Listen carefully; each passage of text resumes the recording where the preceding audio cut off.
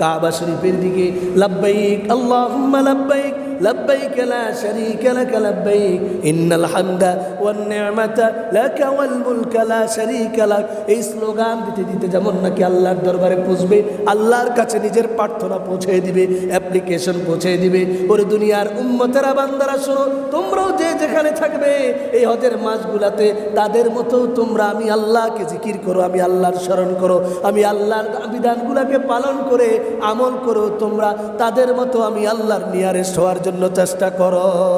نحمده ونستعينه ونستغفره ونؤمن به ونتوكل عليه ونعوذ بالله من شرور أنفسنا ومن سيئات أعمالنا من يهده الله فلا مضل له ومن يضلله فلا هادي له ونشهد أن لا إله إلا الله وحده لا شريك له ونشهد أن سيدنا وسندنا وحبيبنا ومولانا محمدا عبده ورسوله الذي أرسله الله تعالى بالحق بشيرا ونذيرا وداعيا إلى الله بإذنه وسراجا منيرا فقد قال الله تبارك وتعالى في كلامه المجيد وفرقانه الحميد أعوذ بالله من الشيطان الرجيم بسم الله الرحمن الرحيم إن الله وملائكته يصلون على النبي يا أيها الذين آمنوا صلوا عليه وسلموا تسليما صلى الله على سيدنا محمد وآله وأصحابه وسلم بلغ العلا بكماله كشف الدجى بجماله حسنت جميع خصاله صلوا عليه وآله محبة شتبري بلغ العلا بكماله كشف الدجى بجماله حسنت جميع خصاله جمال حسن يوسف فرفقت عاشق زلیخاتی تمہاری روی روشن فرفدا سار خدائی بلغ العلا بکمالہ کشف الدجى بجمالہ حسنت جمیع خصالہ نہیں دو جہاں میں مثال محمد جمال خدا ہے کمال محمد بلغ العلا بکمالہ کشف الدجى بجمالہ حسنت جميع خصاله صلوا عليه وآله معزز محترم حضرات মুসল্লিয়ান কিরাম দিগর মুরব্বিয়ান আযম মহান আল্লাহ পাক পরওয়ারদিগার আলমের দরবারে অসংখ্য অগণিত শুকরিয়া আদায় করছি যে আল্লাহ পাক সুবহানাহু ওয়া তাআলা আমাদের সকলকে তৌফিক দিয়েছেন, সুস্থতার নিয়ামত দান করেছেন। আল্লাহ পাকের মহব্বত আল্লাহ পাকের রহমতের দ্বারা আমাদেরকে ঢেকে নিয়েছেন এবং গত জুমার নয় আজ পবিত্র জুমার মসজিদে উপস্থিত হওয়ার তৌফিক এনায়েত করেছেন। এজন্য সে রব্বুল ইজ্জত ওয়াল জালালের দরবারে কালিমাত শুকর আদায় করি, সকলে উচ্চ কণ্ঠে উচ্চারণ করি আলহামদুলিল্লাহ। আল্লাহ সুবহানাহু ওয়া তাআলার নিয়ামতে আমরা পবিত্র কোরআন সুন্নাহর আলোকে পবিত্র রমজান মাসের পরবর্তী 11 মাস মুসলিম উম্মার জন্য করণীয় কি, কিভাবে 11টি মাস কাটাতে হবে, রমজানের শিক্ষা, রমজানের মেসেজ, পবিত্র রমজানের প্রশিক্ষণ আমরা কিভাবে ধরে মনে রেখে সবসময় অ্যাপ্লাই করে 11টি মাস আমরা যেন রমজানের সেই মূল বিষয়গুলা ধরে আমল করতে পারি, আল্লাহর কাছ থেকে, আল্লাহর রহমত থেকে কোনো সময় যেন দূরে সরে না যাই। এজন্য সে বিষয় নিয়ে আমরা কয়েকটি জুমা আলোকপাত করেছি। প্রত্যেকেই চেষ্টা করব আমরা সকলেই এই জুমার আলোচনাগুলা প্রত্যেকের জীবনের পাথেও সম্বল মনে করে আমরা আমল করার চেষ্টা করব। আল্লাহ পাক আমাদের সকলকে তৌফিক দান করুন, বলুন আমিন। সম্মানিত মুসল্লি ভাইয়েরা, আমাদের মাঝে আজকে নতুন চাঁদের আগমন ঘটে। আজকে আমাদের নতুন একটি মাস আমাদেরকে ছায়া দিচ্ছে, যেই মাসটির নাম হলো জিলকআদা। আরবি মাসের 11তম মাস জিলকআদা মাস। এই জিলকআদা মাস আল্লাহ রাব্বুল আলামিনের কাছে একটি ফজিলতপূর্ণ মাস। এর পরবর্তী মাসে আসছে আমাদের মাঝে জিলহজ্জা মাস, যেটি আল্লাহ পাকের মহব্বত, প্রেম, ভালোবাসাপূর্ণ এবং আল্লাহর নবীর বিশেষ করে হজরত ইব্রাহিম আলাইহিস সালাতু ওয়াস সালামের যে আত্মত্যাগ, যে কোরবানি, স্যাক্রিফাইস, যে ইব্রাহিমকে আল্লাহ রাব্বুল আলামিন খুল্লাহ, খলিলুল্লাহ, যাকে ইংরেজিতে বলা হয় কোর অফ হার্ট, একেবারে অন্তরের বন্ধু, হৃদয়ের বন্ধু উপাধি দিয়েছেন, সেই মাসও আমাদের সামনে আসছে। আজকেও আমাদের মাঝে যে মাসটি আসছে, আজকে 1 তারিখ জিলকআদা মাসের, এই মাসটি হলো পবিত্র হজ্জে মুবারকের, হজ্জ মাবরুরের আল্লাহর পক্ষ থেকে নেয়ামতের একটি মাস, বলেন সুবহানাল্লাহ। কারণ আল্লাহ রাব্বুল আলামিন পবিত্র কোরআনের সূরা তাওবার মধ্যে আয়াত নাজিল করে দিয়ে বলেন, ইন্না ইদ্দাতাশ শুহুরি ইনদাল্লাহি 12 শাহরান ফি কিতাবিল্লাহ ইয়াওমা খালাকাস সামাওয়াতি ওয়াল আরদ যালিকাদ দীনুল কাইয়্যিম। মহান রব্বুল আলামিন বলেন, আমি আল্লাহ সুবহানাহু ওয়া তাআলা তোমাদের মাঝে, তোমাদেরকে আমি আল্লাহ 12টি মাস দান করেছি, আরবি মাস। এই 12টি আরবি মাসের মধ্যে আমি আল্লাহ রব্বুল আলামিন 4টি মাসকে সম্মানিত করে দিয়েছি। এই 4টি মাসে যারা ইবাদত করবে, এই 4টি মাসে যারা নাকি আমল করবে, আমি আল্লাহ রব্বুল আলামিন অন্যান্য মাসের তুলনায় তার আমল নামায় সওয়াব বেশি দিয়ে দিব। সুবহানাল্লাহ। এজন্য প্যার নবী রাসূল করিম সাল্লাল্লাহু আলাইহি সাল্লামকে আল্লাহ পাক সুবহানাহু ওয়া তাআলা বলেন, ওয়াযাক্কির বিআইয়ামিল্লাহ ওয়াযাক্কিরহুম বিআইয়ামিল্লাহ। ওগো আমার নবী, আমি আল্লাহর দেওয়া ওয়াকিআত, মুসলিম উম্মার উত্থান পতনের ইতিহাস, মুসলিম উম্মার জন্য যে নেয়ামত, যে রহমত, যে বিভিন্ন ধরনের ওয়াকিআত আমি আল্লাহ রেখে দিয়েছি, আপনি আমার উম্মতকে, আমার বান্দাকে এগুলা স্মরণ করিয়ে দিন।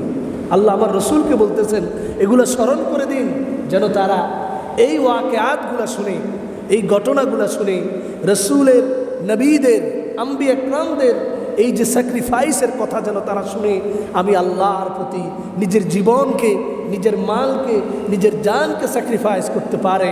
এজন্য আপনি তাদেরকে আমার এই আলোচনাগুলো শুনে দিন, বলেন সুবহানাল্লাহ। পবিত্র কোরআনের সূরা ইব্রাহিমের মধ্যে এই আয়াত আল্লাহ রাব্বুল আলামিন নাজিল করে দিয়ে বলেন, ওয়াযাক্কিরহুম বিআইয়ামিল্লাহ। আমি আল্লাহর দেওয়া এই সুন্দর রহমতের দিন, ঘটনা আপনি তাদেরকে শুনিয়ে দিন, যেন তারা আমল করতে পারে। সেই ঘটনার, সেই সুন্দর আল্লাহ পাকের রহমতের সেই দিন এবং মাসগুলার মধ্যে অন্যতম একটি মাস হচ্ছে এই জিলকআদা মাস, বলেন সুবহানাল্লাহ। অপরদিকে আল্লাহ সুবহানাহু ওয়া তাআলা পবিত্র কোরআন মাজিদের মধ্যে স্পষ্ট ভাষায় ঘোষণা করে বলেন যে আমি আল্লাহ রাব্বুল আলামিনের কাছে, আমার কাছে আসার জন্য, আমার কাছে পৌঁছার জন্য আমি আল্লাহর দেওয়া নির্দিষ্ট কিছু মাস রয়েছে।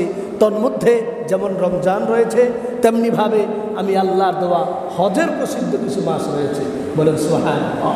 এই মর্মে আল্লাহ রাব্বুল আলামিন পবিত্র কোরআনে মাজিদের মধ্যে ইরশাদ করে বলেন, আল হজ্জু আশহুরুম মা'লুমাত।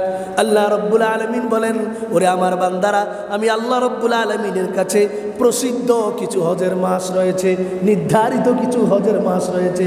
সুতরাং এই হজের মাসগুলো আসলে যেমনিভাবে হাজী সাহেবরা হজ করার জন্য যাকে অর্থ দিয়েছি, সম্পদ দিয়েছি, সচ্ছলতা দান করেছি, সে যেইভাবে হজ করার জন্য আমি আল্লাহর সন্তুষ্টির জন্য কাবা শরীফে আগমন করবে, কাবা শরীফের দিকে লাব্বাইক আল্লাহুম্মা লাব্বাইক লাব্বাইক লা শারীকা লাক লাব্বাইক ইন্নাল হামদা ওয়ান নি'মাতা লাকা ওয়াল মুলকা লা শারীকা লাক, এই স্লোগান দিতে দিতে যেমন নাকি আল্লাহর দরবারে পৌঁছবে, আল্লাহর কাছে নিজের প্রার্থনা পৌঁছে দিবে, অ্যাপ্লিকেশন পৌঁছে দিবে। ওরে দুনিয়ার উম্মতেরা, বান্দারা শোনো, তোমরাও যে যেখানে থাকবে এই হজের মাসগুলাতে তাদের মতো তোমরা আমি আল্লাহকে জিকির করো, আমি আল্লাহর স্মরণ করো, আমি আল্লাহর বিধানগুলোকে পালন করে আমল করো, তোমরা তাদের মতো আমি আল্লাহর নিয়ারেস্ট হওয়ার জন্য চেষ্টা করো।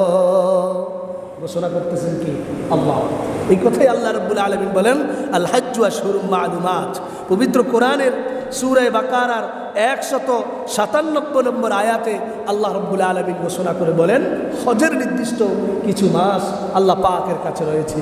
যদিও নাকি হজের কার্যাবলী মাত্র সামান্য কিছু দিন, 5-6 দিন বা 8 দিন হজের কার্যাবলী নির্দিষ্ট, কিন্তু হজের পরিপূর্ণ ইতিহাস, হজের রহমত, আল্লাহর পক্ষ থেকে হজের রহমত জারি হয়, নাজিল হয়, এমন মাসগুলো রয়েছে 3টি মাস। বলেন সুবহানাল্লাহ। এটা আল্লাহ রাব্বুল আলামিন বলেন আল হাজ্জু আশহুরুম মা'লুমাত। অর্থাৎ যেমন নাকি আমাদের মাঝে শাওয়াল মাস চলে গেল, রমজান যেমন ফজিলত রহমতের মাস, শাওয়াল মাসও আল্লাহ রাব্বুল আলামিন এই রহমতের মাস হিসেবে ঘোষণা করে হজের একাংশের মাসের আল্লাহ রাব্বুল আলামিন বলেছেন। দ্বিতীয় নম্বর হচ্ছে আপনার জিলকআদা, যে মাসটি আজকে শুরু হয়েছে, আজকে 1 তারিখ, এটিও হজের অন্যতম একটি মাস।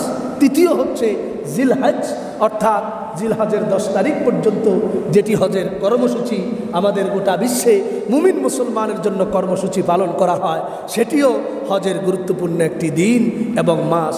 এই 3টি সময়কে আল্লাহ রাব্বুল আলামিন সমন্বয় করে পবিত্র কোরআনে সূরা বাকারার 197 নম্বর আয়াত আল্লাহ রাব্বুল আলামিন ঘোষণা করে বলেন আল হাজ্জু আশহুরুম মা'লুমাত। হজের উল্লেখযোগ্য প্রসিদ্ধ মাসগুলোর মধ্যে এই জিলকআদা মাস অন্তর্ভুক্ত। ফালা তাজলিমু ফীহিন্না আনফুসাকুম, স্মরণ তোমরা কোনোভাবে যেন এই মাসগুলাকে ভুলে না গিয়ে, ইবাদতকে ভুলে না গিয়ে তোমরা যেন আল্লাহকে যেন ভুলে না যাও, এই জন্য এই মাসগুলা তো ইবাদত শুরু করো। যেমনিভাবে হাজী সাহেবরা হজ করার জন্য সেখানে গিয়ে আল্লাহর রহমতের প্রত্যাশী, তেমনিভাবে তোমরাও যদি ইচ্ছা করো তাদের মতো হাইয়াত ইখতিয়ার করো, আমি আল্লাহ তোমাদেরকেও তেমন সওয়াব দান করে দিব। বলেন সুবহানাল্লাহ। এই জন্য আমরা দেখছি আমাদের বাংলাদেশ থেকে হজের ফ্লাইটও অলরেডি যাওয়া শুরু হয়েছে। 1টি না 2টি ফ্লাইট অলরেডি চলে গিয়েছে।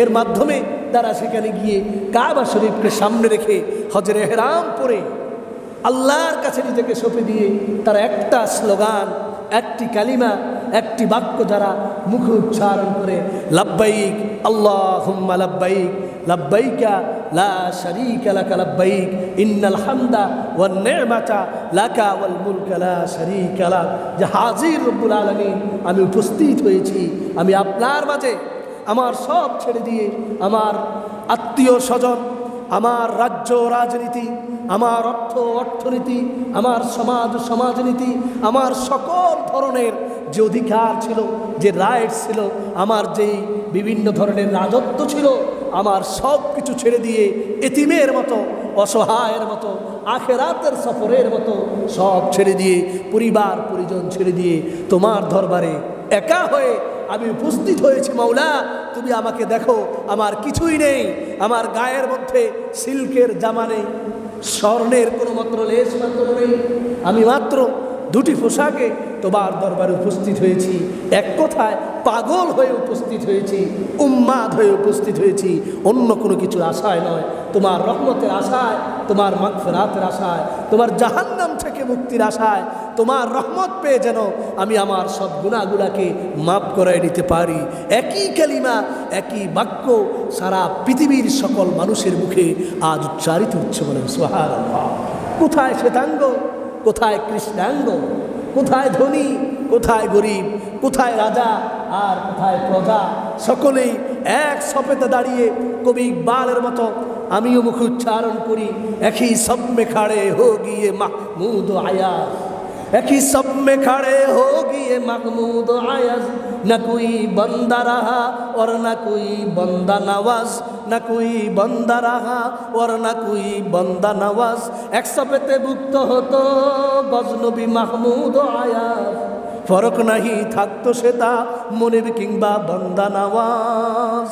খোদার কাবাকে সামনে রেখে একই সপে ভুক্ত হচ্ছে সেই আমেরিকা থেকে আগত মানুষগুলো আর বাংলার থেকে আগত মানুষগুলো, অর্থ বিত্তশালী সম্পদশালী মানুষগুলো, আর সেই সাউথ আফ্রিকা আবিসিনিয়ার সেই কি বলে যে যেখানে মানুষের মূল্যায়ন পর্যন্ত নেই, সেখান থেকেও মানুষগুলো এসে একই কাতারে আল্লাহর কাবাকে সামনে রেখে একই সপে ভুক্ত হচ্ছে। কোথায় প্রধানমন্ত্রী আর কোথায় স্বরাষ্ট্রমন্ত্রী আর কোথায় সাধারণ নাগরিক, এক কাতারে বুকে বুক মিলিয়ে কাঁধে কাঁধ মিলিয়ে একই আল্লাহর সামনে একটাই মাত্র স্লোগান দিচ্ছে, লাব্বাইক আল্লাহুম্মা লাব্বাইক। উপস্থিত মাওলা, হাজির মাওলা, আসামির মতো হাজির হয়েছে তোমার দরবারে আমি আসামি, তোমার কাঠ করে আমি দাঁড়িয়েছি, তুমি ইচ্ছা করলে আমাকে এই মুহূর্তে নিয়ে যেতে পারো, সব ছেড়ে দিয়ে আসছি। আল্লাহুম্মা লাব্বাইক লা শারীকা লাকা লাব্বাইক। আমি আজকে ঘোষণা দিচ্ছি মাওলা, তোমার এই মুলকের সাথে, তোমার এই রাজত্বের সাথে কোনো শরীক নেই। আজকে তোমার ইবাদত করছি, কোনো শরীক নেই। এই ইবাদতের একমাত্র মালিক তুমি আল্লাহ। লা শারীকা লাকা লাব্বাইক ইন্নাল হামদা ওয়াল মুলকা, সমস্ত কিছুই, সমস্ত প্রশংসা একমাত্র আপনার। হি হ্যাজ অ্যাবসলিউট পাওয়ার। আপনি যেমন নাকি একেবারেই সকল ক্ষমতার অধিকারী, ইন্নাকা আলা কুল্লি শাইইন কাদির। আপনাকে আমরা হিসাব করছি, ঘোষণা করছি, মাওলাই কারীম আমাদের গুনাহগুলোকে তুমি মাফ করে দাও, আমাদের হজকে তুমি কবুল আর মঞ্জুর করে নাও, বলুন সুবহানাল্লাহ। সেই জিলকাদা, হজের অন্যতম মাসের একটি মাস আমাদের মাঝে আজকে শুরু হয়েছে। আজকে হাজী সাহেবদের মতো আমাদেরও বলতে ইচ্ছে করছে আল্লাহর দরবারে, মাওলা তাদের মতো আমরা তোমাকে স্মরণ করি, আমাদের গুনাহগুলোকেও তুমি মাফ করে দাও, বলেন সুবহানাল্লাহ। সুতরাং ভাইয়েরা, আমরা এই মাসগুলোতে আজকে যে মাস শুরু হয়েছে, জিলকাদা মাসের 1 তারিখ থেকে, প্রথম জুমা থেকে শুরু হয়েছে, আমরা ইনশাআল্লাহ একেবারেই জিলহজ মাসের 10 তারিখ কোরবানি পর্যন্ত আল্লাহর রহমত থেকে আমরা যেন বঞ্চিত না হই। ফালা তাজলিমু ফিহিন্না আনফুসাকুম। আল্লাহ পাক বলেন, নবী হে, আপনি বলে দিন তারা যেন নিজের নফসের উপর জুলুম না করে, অন্যায় না করে, সব সময় যেন আমি আল্লাহর রহমতের প্রত্যাশা করে আপনি আপনার উম্মতকে এই কথা জানিয়ে দিন। রসুল জানিয়ে দিয়েছেন, রসুল আমল করেছেন, সাহাবীরা আমল করেছেন, আমরা আমল করব ইনশাআল্লাহ। সম্মানিত মুসলিম ভাইয়েরা আমার, এই হজের ক্ষেত্রে আল্লাহ সুবহানাহু ওয়া তাআলার রাসূল সাল্লাল্লাহু আলাইহি ওয়াসাল্লাম প্রসিদ্ধ একটি হাদিস বর্ণনা করেছেন, যেটি হাদিসের বিভিন্ন কিতাব, বিশেষ করে মুসলিম শরীফ, সহিহ মুসলিমের মধ্যে এই বর্ণনা পাওয়া যায়। হযরতে আব্দুল্লাহ ইবনে ওমর রাদিয়াল্লাহু তাআলা আনহু থেকে হাদিসটি বর্ণিত। ওয়ান আব্দুল্লাহ ইবনে ওমর রাদিয়াল্লাহু তাআলা আনহুমা قال قال رسول الله صلى الله عليه وسلم بني الإسلام على 5: شهادة أن لا إله إلا الله وأن محمد رسول الله وإقام الصلاة وإيتاء الزكاة والحج وصوم رمضان أو كما قال عليه الصلاة والسلام। رسول الصحابي حضرت عبد الله بن عمر رضي الله تعالى عنهما বলেন, প্রখ্যাত সাহাবী, প্রসিদ্ধ সাহাবী, তিনি বলেন, প্যারা নবী রাসূল করিম সাল্লাল্লাহু আলাইহি ওয়াসাল্লাম বলেছেন, বুনিয়াল ইসলাম আলা 5। এই যে ইসলাম দেখেছি, Islam is the complete code of life. Islam is not only a religion but also complete code of life. যে ইসলাম শুধুমাত্র একটি ধর্মের নাম নয়, বরং ব্যালেন্স অফ লাইফ। এক মানুষের জীবনের সকল ক্ষেত্রে যে সমস্যার সমাধান ইসলাম দিয়েছে, পৃথিবীর কোনো ধর্ম এমন সার্বিকভাবে বিস্তারিত সফল হয়েছে পৃথিবীর ইতিহাসে কেউ দেখাতে পারে নাই পারবেও না। ইসলামই হলো একমাত্র সেই প্রসিদ্ধ, সেই আল্লাহর দেওয়া সর্বজনীন ধর্ম। এই ইসলাম ধর্ম আল্লাহ রাব্বুল আলামিন যেমনভাবে কোনো খুঁটি, কোনো ইমারত, কোনো দালান মজবুতভাবে টিকে থাকার জন্য তার ফাউন্ডেশনের প্রয়োজন হয়, ঠিক তদ্রূপ ইসলামকে আপনি মজবুতভাবে, শক্তভাবে ধরে রাখার জন্য তারও নির্দিষ্ট কিছু ফাউন্ডেশন রয়েছে। আল্লাহ রাসূল সাল্লাল্লাহু আলাইহি সাল্লাম বলেন, ইসলামের মূল ফাউন্ডেশন হলো 5টা। বুনিয়াল ইসলাম আলা খামস, 5টা ভেনার উপরে।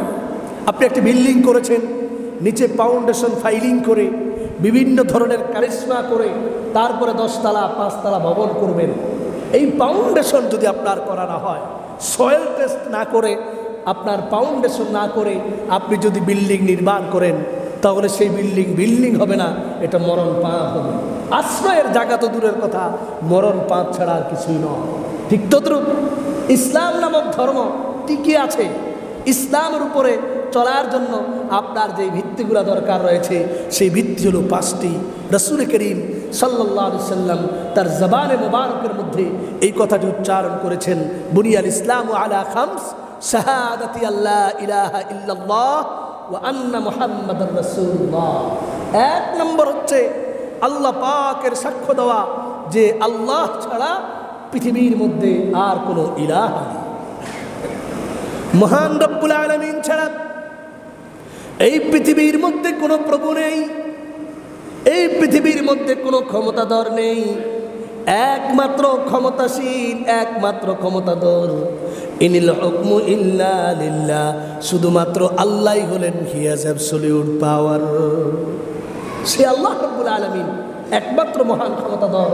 এই কথা আমরা বিশ্বাস করতে হবে। আল্লাহ ইলাহা ইল্লাল্লাহ জবান দিয়ে যেমন স্বীকার করব, অন্তর দিয়ে তেমন বিশ্বাস করব, আমার আমলের মাধ্যমেও আমি সেটি প্রকাশ করতে হবে। এই 3টা জিনিসের নাম হলো ঈমান, বিশ্বাস। 1 নম্বর ইকরারুন বিল লিসান, আপনি আপনার জবানে স্বীকৃতি প্রদান করতে হবে, লা ইলাহা ইল্লাল্লাহ মুহাম্মাদুর রাসূলুল্লাহ। এটা আপনি জবানে যেমন স্বীকৃতি দিতে হবে, ঠিক তদ্রুপ আপনার অন্তর বিশ্বাস করতে হবে যে এই আল্লাহ ছাড়া আমার আর কেউ নেই। বিপদে আপদে মুসিবতে সকল ক্ষেত্রে আমাকে উদ্ধার করবেন কে? না বড় ভাই, না আমার বড় লিডার। সকল ক্ষেত্রে আমাকে উদ্ধারকারী কে? আল্লাহ। আমাকে হেফাজতকারী কে? আল্লাহ। এবং আল্লাহ পাকের বিধানকে পরিপূর্ণভাবে মানতে গিয়ে যাকে পরিপূর্ণ পুঙ্খানুপুঙ্খরূপে অনুসরণ করতে হবে, তিনি পৃথিবীর কোনো লিডার নন, পৃথিবীর কোনো নেতা নন। তিনি হলেন একমাত্র আল্লাহর মনোনীত পয়গম্বর, বিশ্ব নবীদের সর্দার মুহাম্মদুর রাসূলুল্লাহ সাল্লাল্লাহু আলাইহি ওয়াসাল্লামকে আমরা অনুসরণ করতে হবে। আল্লাহকে অনুসরণের সাথে নবীকে অনুসরণ করতে হবে। শুধু আল্লাহকে মেনেছে, রসুলকে মানেনি, তাহলে সেই ব্যক্তি, সেই জাতি, সেই গোষ্ঠী কোনোদিনও মুসলিমের খাতায় নাম লেখাতে পারবে না। পৃথিবীতে এমনও জাতি আছে, কোনো জাতি এমন আছে বলতে চায় কেউ হাসবুনা কিতাবুল্লাহ, আমাদের জন্য শুধু কোরআন মজিদই যথেষ্ট, আমরা হাদিস মানি না। এমনও কিছু জাতি আছে। আমি এই সপ্তাহে বুখারী শরীফের ক্লাস করে আসতো, হাদিসের প্রয়োজনীয়তা, মর্যাদা, গুরুত্ব বোঝাতে গিয়ে এরকম ছাত্রদের, বিশেষ ছাত্রদেরকে এইভাবে আলোচনা করে আসছিলাম। হাদিসের প্রামাণিকতা, হাদিসের প্রয়োজনীয়তাটা কেমন। শুধুমাত্র কোরআন থেকে, কোরআনকে দেখে আপনি আপনার জীবনকে পরিচালনা করতে পারবেন না। কারণ কোরআন জাস্ট একটা সংক্ষিপ্ত আপনার জন্য সংবিধান অঙ্কন করে দেওয়া হয়েছে, বিস্তারিতভাবে কোরআনের মধ্যে বর্ণনা করা হয়নি। যদি বিস্তারিত বর্ণনা করা হতো, এই কোরআন 30 পারায় এত সংক্ষিপ্তভাবে থাকতো না, হিফজ করা সম্ভব ছিল না। এই কোরআন হয়ে যেত কয়েক হাজার পাণ্ডুলিপি। আমরা জানি প্রত্যেকটা রাষ্ট্রের সংবিধান থাকে ছোট্ট, এই সংবিধানের মধ্যে কিছু ধারা, উপধারা থাকে। সংবিধানকে বিশ্লেষণ করে পড়ানোর জন্য, ব্যাখ্যা দেওয়ার জন্য অনেক বড় বড় আইনজীবীরা পৃথিবীর মধ্যে উপস্থিত থাকে। এটার ব্যাখ্যা দিয়ে রাষ্ট্র পরিচালনা করার জন্য, সমাজ পরিচালনা করার জন্য বিভিন্ন ইনস্ট্রাকশন দিয়ে থাকে। ঠিক তদ্রুপ আল্লাহ সুবহানাহু ওয়া তাআলা মানবতার কল্যাণে কোরআন নাজিল করেছেন। ইন্না আনজালনা যিকরা ইন্না নাযালনা যিকরা। আল্লাহ রাব্বুল আলামিন বলেন বিভিন্ন জায়গায় বিভিন্ন আঙ্গিকে এই কোরআনকে আমি নাজিল করেছি তিবিয়ানান লিকুল্লি শাই, সকল বিষয়ের সমাধান নিয়ে। কিন্তু সকল বিষয়ের সমাধানকে আপনি রাসূলের হাদিস ছাড়া বোঝা সম্ভব হবে না। কারণ কোরআনে আছে আপনি নামাজ পড়েন, আকিমুস সালাহ ওয়া আতুজ যাকাহ, আপনি নামাজ কায়েম করুন, যাকাত আদায় করুন। কিন্তু কোরআনে বর্ণনা নেই কিভাবে নামাজ কায়েম করতে হবে। কোরআনে কোথাও আপনি খুঁজে পাবেন না ফজরের নামাজ সুন্নত 2 রাকাত, ফরজ 4 রাকাত। কি পাবেন? যোহরের নামাজ সুন্নত 4 রাকাত, ফরজ 4 রাকাত, এরপরে সুন্নত 2 রাকাত। আপনি কোথাও কোরআনের জায়গার মধ্যে খুঁজে পাবেন না।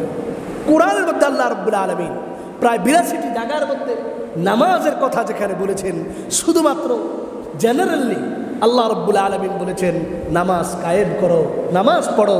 কুতিবা, আল্লাহ রাব্বুল আলামিন বলেন ইন্নাস সালাতা কানাত আলাল মুমিনিনা কিতাবাম মাওকুতা, মুমিনের উপরে নামাজ ফরজ করা হয়েছে। এখন যদি কোনো মুমিন মুসলমান নামদারি কেউ বলে, বাংলাদেশেও আছে এরকম একটা গ্রুপও আছে যারা বলে আমরা কোরআন মানি, হাদিস মানি না। এরকমও আমি কথাটা রাসূলের হাদিসের ব্যাখ্যা করতে গিয়ে আসি। যারা বলে শুধু কোরআন মানি, হাসবুনা কিতাবুল্লাহ, আমাদের জন্য শুধু কোরআনই যথেষ্ট, হাদিসের প্রয়োজন নেই, তারা কিন্তু বিভ্রান্তির শিকার হবে। নামাজ কিভাবে পড়বে এটা সে কোথাও পাবে না খুঁজে। শুধু নামাজই আছে। আল্লাহ কোরআনে বলেছেন আতুজ যাকাত, যাকাতকে আদায় করো। যাকাত আদায় করলে কি সওয়াব, আদায় না করলে কি শাস্তি, এটা বর্ণনা আছে। কিন্তু কিভাবে আপনি যাকাত আদায় করবেন, নেশাব কি, কাকে দিতে হবে, কিভাবে দিতে হবে, শুধুমাত্র যাকাত দেওয়ার খাটটুকু কোরআনের মধ্যে সূরা তাওবায় বর্ণনা আছে। ইন্নামাস সাদাকাতু লিল ফুকারাই ওয়াল মাসাকিন, মূলনীতিটা, রুলসটা, এটা বর্ণনা আছে। কিন্তু কিভাবে যাকাতকে আপনি কিভাবে দিলে আদায় হবে, কিভাবে দিলে আদায় হবে না, এটার বর্ণনা পবিত্র কোরআনে বিস্তারিত নেই। তাহলে কেন? কোরআন দিয়ে যদি যথেষ্ট হতো, আল্লাহ রাব্বুল আলামিন রাসূলকে কেন পাঠিয়েছেন? রাসূলকে পাঠানোর উদ্দেশ্য হলো কি? আল্লাহ নিজেই বলেছেন পবিত্র কোরআনে।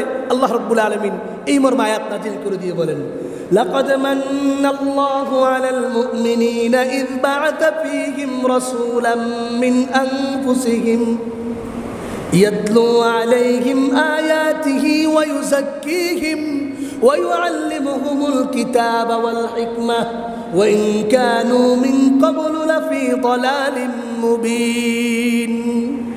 আয়াত নাজিল করেছেন কি? আল্লাহ রাব্বুল আলামিন বলেন লাকাদ মান্নাল্লাহু আলাল মুমিনিন। আমি আপনাদেরকে এখন বলছি রাসূলকে পাঠানোর দরকার ছিল কি? আল্লাহ নিজেই বলতেছেন। আল্লাহ বলেন লাকাদ মান্নাল্লাহু আলাল মুমিনিন, মুমিনদের উপর আল্লাহ ইহসান করেছেন।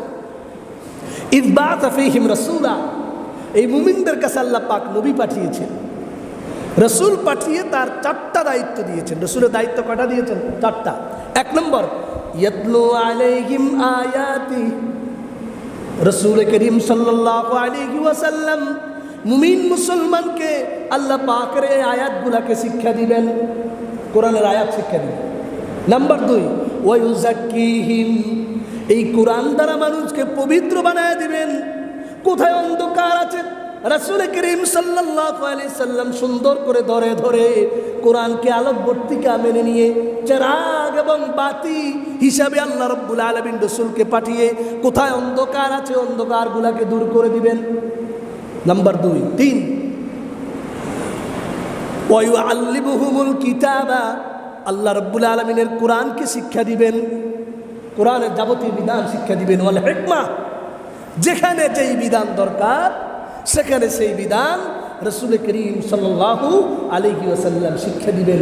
তাহলে রাসূলকে পাঠানোর উদ্দেশ্য হলো আল্লাহর এই কোরআনের ব্যাখ্যা দেওয়ার জন্য আল্লাহ রাসূলকে পাঠিয়েছেন। বলেন সুবহানাল্লাহ। এই জন্য যারা বলে আমরা শুধু কোরআন মানি, রাসূলকে মানি না, হাদিস মানি না, এরা হলো বর্তমান সময়ের মুনকারিনের হাদিস বলা হয়, হাদিস অস্বীকারী বলা হয়। এই একটা গ্রুপও বর্তমান বাংলাদেশে অবস্থান করছে, উত্তরবঙ্গ, লালমনিরহাট সহ ওই অঞ্চলের দিকে। তাদের সাথে মাঝে মধ্যে আমাদের কিছু মুবাহাসা এবং মুনাজারা হয়, কিন্তু আসে না। কোরআন বলেছে রাসূল ছাড়া স্পষ্ট কোরআন বোঝা কোনোভাবেই সম্ভব। এই জন্য আল্লাহ রাব্বুল আলামিন লাগিয়ে দিয়েছেন লা ইলাহা ইল্লাল্লাহু মুহাম্মাদুর রাসূলুল্লাহ সাল্লাল্লাহু আলাইহি সাল্লাম। আল্লাহর কালিমার সাথে মুদ্রার এপিঠ ওপিঠ যেমন সম্পর্ক, আপনি আল্লাহর কালিমা যেমন বিশ্বাস করবেন লা ইলাহা ইল্লাল্লাহ, তেমনি আমার রসুলকেও সেই কালিমার আপনি পালন করতে হবে মুহাম্মাদুর রাসূলুল্লাহ সাল্লাল্লাহু আলাইহি ওয়াসাল্লাম। কালিমার এক অংশ কোনো মুমিন মুসলমান মানল, আরেক অংশ মানল না। যেমন বর্তমান সময়ে বিশ্বের মধ্যে একটি সম্প্রদায়ের নাম শিয়া সম্প্রদায়, যারা কালিমার এক অংশ লা ইলাহা ইল্লাল্লাহ মানে, কিন্তু আমার রসুলকে নবী হিসেবে তারা মানতে স্বীকার করে না। তাদের বিভিন্ন কিতাবের মধ্যে এই কথাগুলো আছে। সুতরাং আমাদের মেন আলোচ্য বিষয় আজকে যেটি, যে বুনিয়াল ইসলাম আলা খামস, ইসলামের মূল যে ভিত্তি ফাউন্ডেশন, পাঁচটি জিনিসের উপরে এক নম্বর ফাউন্ডেশন, প্রথম ফাউন্ডেশন, ফার্স্ট ফাউন্ডেশন হলো এক আল্লাহর উপরে অবিচল বিশ্বাস এবং রসুলকে তার নবী হিসাবে গ্রহণ করে মেনে চলার নামই হলো এক নম্বর ফাউন্ডেশন। দ্বিতীয় নম্বর হচ্ছে ওয়া ইকামুস সালাহ, নামাজ কায়েম করা, এই ইসলামের ফাউন্ডেশন। আপনি ইসলাম মানলেন, মুসলমান দাবি করলেন, কিন্তু 5 ওয়াক্ত নামাজের ধারধারি নয়। আপনি ফাউন্ডেশন ছাড়া মুসলমান। ফাউন্ডেশন ছাড়া ঘর যেমন মরণ পাপ, আপনিও উম্মার জন্য মরণ পাপ আপনি যদি নামাজ না পড়েন। ও ইতাই যাকাত, যাকাত ও ইসলামের বিধান, এটিও একটি ফাউন্ডেশন। এটিও আদায় করলে ইসলাম পরিপূর্ণভাবে আপনার পালন করা হবে। ঠিক তদ্রুপ পবিত্র রমজানের রোজা এবং আল্লাহ পাকের দেওয়া আরেকটি বিধান হলো জীবনে একবার হলো আদায় করা, তা হলো পবিত্র হজ মুবারক, বলেন সুবহানাল্লাহ। এই হজের আলোচনা করতে গিয়ে আমরা আলোচনা করে আসলাম, এই হাদিসের ভিত্তি যদি আমরা বুঝতে হয় তাহলে আমাদের কয়েকটি জিনিস বুঝতে হবে। এক নম্বর হলো রাসূল করিম সাল্লাল্লাহু আলাইহি ওয়াসাল্লাম যে হাদিস বলেছেন, এই হাদিসের ফাউন্ডেশন 2 ভাগে বিভক্ত। একটি হলো ইতিকাদি, আরেকটি হলো আমলি। অর্থাৎ প্রথমে বিশ্বাস করতে হবে, ফাউন্ডেশনের প্রথম ফাউন্ডেশন হলো এক আল্লাহকে বিশ্বাস করা, নবীকে বিশ্বাস করা, যায় একটু আগে বললাম। দ্বিতীয় নম্বর, এই ফাউন্ডেশনের 4টি বিধান হলো মানুষের আমলের সাথে সম্পর্ক, ইবাদত বলা হয়। এটাকে কি বলা হয়? ইবাদত বলা হয়। এই ইবাদতের কিছু সম্পর্ক রয়েছে আপনার শারীরিক ইবাদত, আপনার শরীরের সাথে সম্পর্কিত ইবাদত, যেমন নামাজ এবং রোজা। এটা শুধুমাত্র শারীরিক সম্পর্কিত ইবাদত।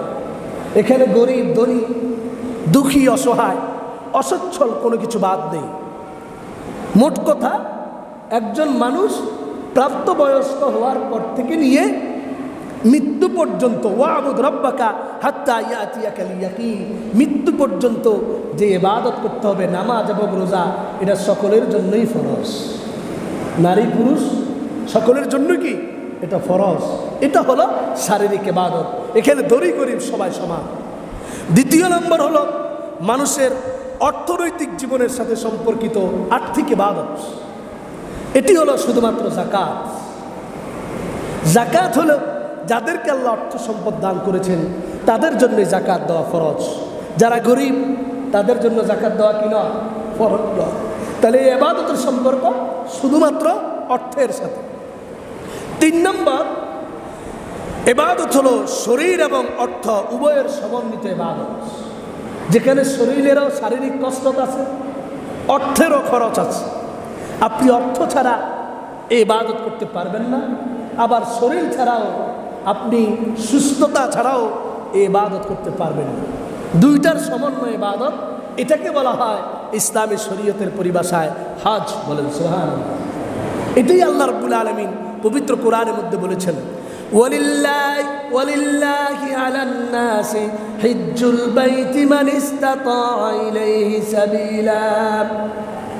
আল্লাহ পাকের হক হলো বান্দার কাছে যাদেরকে আল্লাহ পাক টাকা পয়সা অর্থ করি ধন সম্পদ দান করেছেন, তাদের জন্য আল্লাহ রাব্বুল আলামিন বিধান রেখেছেন যে অবশ্যই তোমরা হজ করবে। এই হজ করতে গেলে যেমন টাকা পাঠিয়ে দিলে চলবে না, জাকাতে আপনি এসি রুমের ভিতরে বসে হুইল চেয়ারে বসে আপনি যদি জাকাতের টাকা আদায় করে দেন, আদায় হবে কি না? হবে। আদায় হবে না? হবে। হুইল চেয়ারে বসে আপনি এসি থেকে বের হলেন না, আপনি জাকাতের টাকা সেল করে দিলেন ব্যাংক অ্যামাউন্টের মাধ্যমে, বিকাশ, নগদ, বিভিন্ন ধরনের যোগাযোগের মাধ্যমে আপনি আদায় করে দিলেন। আপনি উঠারও দরকার নাই, শুয়ে শুয়ে করলেন, কোনো অসুবিধা নেই, এটাই আবার আদায় হয়ে যায়। কিন্তু নামাজ তা আপনি এসি রুমের ভিতরে শুয়ে শুয়ে না উঠে নামাজের জন্য আপনি পরিশ্রম না করে নামাজ আদায় করা সম্ভব নয়। ঠিক তদ্রুপ হজ, আপনি শুধু টাকা সৌদি আরব পাঠিয়ে দিলেন, আপনার পক্ষ থেকে সবই করা হলো, এই হজ আদায় হবে না। এই হজের ক্ষেত্রে আপনার যেমন অর্থেরও আপনার খরচের প্রয়োজন আছে, বর্তমান সময়ে 5-6 লাখ টাকা, ঠিক তদ্রুপ আপনার শারীরিকভাবে লাব্বাইক আল্লাহুম্মা লাব্বাইক বলে কাবা শরীফে হাজিরা দিয়ে সেখানে আপনি নির্দিষ্ট কিছু আমল করাও আপনার জন্য প্রয়োজন আছে। এই দুটি জিনিস, শারীরিক এবং আর্থিক, শরীর এবং অর্থ, এই দুইটার সমন্বয়ে যে ইবাদত, যেই ফাউন্ডেশন ইসলামের, সেটি হলো হজ। এই হজ আমাদের মাঝে আল্লাহ পাক যাদেরকে সম্পদ দান করেছেন তাদের জন্য হজ করা ফরজ। হজ করা কি ফরজ। ইনিয়ে বিনিয়ে আপনি চিন্তা করে যে এখন করতেছি না, আমি যুবক, কেউ আমরা মনে করি হজটা শুধু বুড়া হয়ে গেলে আমার জন্য ফরজ, যখন হাঁটতে পারি না আরেকজনকে ধরতে হবে আমি তখন হজ করব। এক একজন এক এক অজুহাত, আসলে শয়তান আমাদেরকে অজুহাত দিয়ে থাকে। হজ আপনি প্রাপ্তবয়স্ক হওয়ার পরে নেশাব পরিমাণ আপনার মাল থাকলেই, অর্থাৎ হজ করার মতো সম্পদ আত্মীয় স্বজন আপনার পরিবার পরিজনের সাথে খরচ করে অতিরিক্ত আপনার কাছে যদি হজ করার মতো সামর্থ্য থাকে, তাহলে আপনি হজ করা আপনার জন্য জীবনে একবার ফরজ, একবার ফরজ। এই কথা আপনি বললে হবে না, আমার মেয়ে এখন বিয়ে দিতে পারি নাই, মেয়ে বিয়ে দিয়ে আমি হজ করব। আমার ব্যবসাটা এখনও দাঁড়া করাতে পারিনি, আমার মাত্র একটা ব্যবসা, 5টা ব্যবসা করে আমি হজ করব। আমার আরও বিভিন্ন ধরনের কাজ আছে, এই সমস্ত কাজগুলো আঞ্জাম দিয়ে আমি তারপরে হজ করব। এখনও যুবক, ইয়াং, ঠিক আছে, আমার 5 কোটি টাকা, 1 কোটি টাকা, 50 লাখ টাকা আমার সম্পদ নিজের আছে, আমি এখনও ইয়াং, আমি কি হজ করব? আমার বাবাকে তো হজ করাতে পারি নাই, অথচ আপনার বাবা কিন্তু এত টাকা নেই হজ করার মতো, আপনার আছে। তাহলে হজ আপনার উপরে ফরজ, আপনার বাবার উপরে ফরজ। আমি বিষয়গুলা নিয়ে আপনাদের মাঝে ধারাবাহিক জুমাতে আলোচনা করব। হজ কিভাবে করতে হবে, কার জন্য হজ ফরজ হবে, কিভাবে হজ করতে হবে, হজ না করলে কি হবে। শুধু আজকে রাসূলের একটি হাদিস বলে আপনাদের মাঝ থেকে বিদায় নিচ্ছি। রাসূল করিম সাল্লাল্লাহু আলাইহি সাল্লাম বলেন, হাদিসটি মুস্তাদরাকে হাকিম একটি সহিহ হাদিসের কিতাব এসেছে, ওয়াকালা নবিয়্যু সাল্লাল্লাহু আলাইহি সাল্লাম তাআজ্জালু ইলাল হজ فإن أحدكم لا يدري ما يعرض له أو كما قال عليه الصلاة والسلام। রাসূল বলেছেন হজকে খুব তাড়াতাড়ি করো। হজের নেশাব হওয়ার সাথে সাথে হজ করে ফেলো, চাই তুমি ইয়াং হও অথবা বৃদ্ধ হও। তার কারণ হলো فإنه لا يدري ما يعرض له, তুমি জানো না যে তোমার এই টাকা আগামীকাল নাও থাকতে পারে। কিন্তু মনে করেন কারোর কাছে আজকে টাকা আছে 50 লাখ টাকা, এই বছর আপনি হজ করেন নাই, 20 লাখ টাকা আছে হজ করেন নাই, আগামী বছর আসতে না আসতে আপনার এই 20 লাখ টাকা খরচ হয়ে গেল, আপনার কাছে আছে মাত্র 2 লাখ টাকা। তাহলে ওই যে গত বছর আপনার উপরে হজটা ফরজ হয়েছে, এই হজ ফরজই হয়ে রইল, আপনি হজ কেন করেন নাই, আপনার এই হজের জবাব আল্লাহর কাছে দিতে হবে। কিন্তু এই বছর আপনার 2 লাখ টাকা কেমনে যাবেন, ওই হজ ফরজ আপনার উপরে রয়ে গেল। এই জন্য আমরা মহব্বতের খাতিরে, আল্লাহর মহব্বতে আমরা হজ করবো ইনশাআল্লাহ। যাদের কাছে মোটামুটি আমাদের যাওয়ার মতো সামর্থ্য আছে আমরা হজ করব, উমরা করব। আল্লাহ পাক আমাদের সকলকে, সবাইকে যা বলেছি আজকের প্রাথমিক হজের মূল আলোচনা আমরা যতটুকু শুনেছি, আল্লাহ পাক আমাদেরকে আমল করার তৌফিক দান করুন, আমিন।